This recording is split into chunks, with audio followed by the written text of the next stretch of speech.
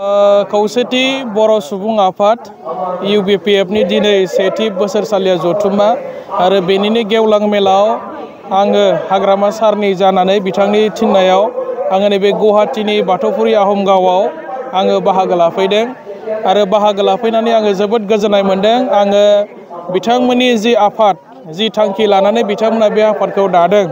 बिथांमोना गोदान आरो बे आफादनि थांखिया जाहाथे मोजां रोखोमै जाफुङो आरो BTSनि बायजोआव थानाय गासै जोंनि बर' फिसाफोरनि जि मोनसे जेंना बै जेंना जेंसिफोरखौ जाहाथे इयुनाव सुफुंनो हायो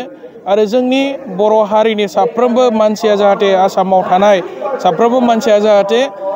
गावबा गावनि जि अधिकार बेखौ मोनफुंनो हाथों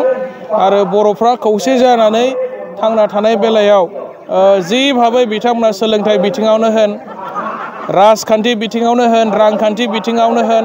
समाजखान्थि बिथिङावनो होन बिभिन्न जौगानायनि जि हाबाफारि मोननांगौ बिथांमोना जि मोन्थाय मोननांगौ बे मोन्थायखौ मोनफुंनो हागोन होनना आं सानो। जेब्ला जोंनि BTC आवहाय सोलिबाय थानाय 2025 मायथाइयाव BPFआ सरकार दानो हायोब्ला जोंनि बर' हारिनि जि हा हुनि जेंना सोलोंथाइनि जेंना रांखान्थिनि जेंना समाजनि गोबां माखासे बायदिसिना जेंनाफोर दङ बै जेंनाफोरखौ सुस्रांनो थाखाय जोंनि आवगायनि चिफ आरो आथिखालनि BPF हान्जानि आफादगिरि हाग्रामा महिलारि सारा मोनसे मेसेज होनो थाखाय आंखौ दिनै बावहाय फाथायहरदों। आं सानो बे जेंनाफोरखौ जोङो सुस्रांनो थाखाय खोब खम समनि गेजेरावनो सुस्रांनो हागोन आरो BTC आव जेब्ला हाग्रामा महिलारि सारा सरकार दानो हागोन सोलोंथाइनि बिथिङाव जोंहा गोबां आसामनि दाब दाब जायगायाव जोंहा बर' मिडियामनि गोबां जेंना दङ। हानि मियादि पाट्टा मोनै हाजार हाजार जोंनि बर' सुबुंफोरा आसामावहाय गुबुन गुबुन जिल्लायाव रायजो जानानै दङ। बिथांमोननि बेबायदि जेंना जेंसिफोरा थाबैनो सुस्रांजागोन आरो हाग्रामा महिलारि सारा UBPF मुंनि बे आफादखौ अरायबो मदद खालामगोन होननानै खोथा होदों आरो बेनिखायनो आं सानदों फैबाय थानाय समाव बे आफादा गोख्रोंनिख्रुइ आरो गोख्रोंसिन खामानि मावनो हागोन आरो जोङो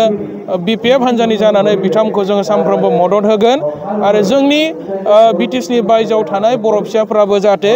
राजखान्थि बिथिङाव जाहाथे बिथांमोनाबो समान समान BTC ओनसोलनि बर'फोरजों जाहाथे जौगानायनि माखासे खाबुखौ मोनो आङो बेखौनो सानदों आरो दिनै BPF हान्जानि जानानै बे हाबाफारियाव बाहागो लाफैनानै आं जोबोद गोजोननायखौ फोरमायदों आरो गासैबो जोंनि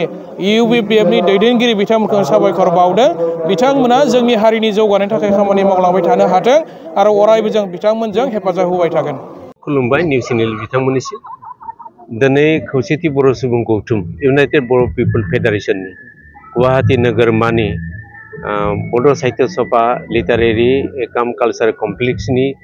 सिङाव जोंनि सेथि बोसोरसालिया जथुम्मा मैयानिफ्राय 1 आरो 2 फेब्रुवारिनि अक्ट'खालि जोङो जादों आरो दिनै नैथि सान। दिनै जोंनि फिरफिलाखौ जों बिरहोबाय जोंहा 22 जिल्ला दाजादों आरो 22 जिल्लानिफ्राय बिथांमोना रिप्रेजेन्ट खालामदों आरो फिरफिलाखौ जोङो बिरहोबाय हाबाफारिया जोब्बाय। दान्दिसेनि उनाव जोंनि अपेन सेसन जागोन। अपेन सेसनाव गाहाय आलासि महरै सिगांनि आवगायनि BTCनि चिफ हाग्रामा महिलारि बिथां फैगोन आरो बेखेवगिरि हिसाबै जोंनि BTCनि सिगांनि बारग' प्रिन्सिपाल सेक्रेटारि जयन्ति काटार फैगोन आरो अन्जलि दैमारि बिथाङा सायख'जानाय बिबुंथि महरै आलासि महरै नुजाफैगोन आरो त्रिपुरानिफ्राय जोङो त्रिपुरा स्टुडेन्टस फेडारेसननिफ्राय आफादगिरि नेहाथारि बिथांमोना सफैदों आरो बर' थुनलाइनि गाहाय नेहाथारि नीलकान्त